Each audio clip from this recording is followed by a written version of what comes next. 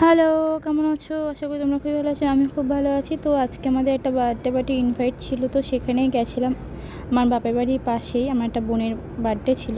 গিয়ে দেখি সবাই ফটো টটো তুলছে, এদিকে কেক টেক কাটা হবে, তো তার জন্য তোড়জোড় চলছে। এদিকে তো বার্থডে গার্লকে তো খুঁজেই পাওয়া যাচ্ছে না, গিফটটা দেবো। তো এদিকে বাচ্চা কাচ্চা বলছে আমাকে একটু ভিডিও করো, আমরা একটু হাই করি। তো তাদের সাথে একটুখানি মজা করছিলাম। তো তারপর বার্থডে গার্লকে অনেকক্ষণ পরে একটু খুঁজে পাওয়া গেছে। এই যে আমাদের বার্থডে গার্ল, তার বার্থডেতে সে নিজেই ডেকোরেশন করছে। এদিকে তো মেয়েকে নিয়ে গেলাম একটু ঘুরতে, পাশে আমার পিসি বাড়ি আছে। তো এসে দেখি এদিকে তোড়জোড় সব কমপ্লিট। এদিকে এটাই সেই ঐতিহাসিক মুহূর্ত, কেক কাটিং হচ্ছে। তো এখানে সব বাচ্চা কাচ্চা খুবই মজা করছে। কেক কাটার পরে এদিকে সবাইকে অল্প করে বাচ্চাদের খাইয়ে দিচ্ছে আমাদের বার্থডে গার্ল। এই যে পিঙ্ক কালার ড্রেস পরা দেখতে পাচ্ছ, ও এখন খুবই ব্যস্ত। ওকে কিভাবে কেক মাখানো হবে সেই প্ল্যানটাই আমাদের চলছিল।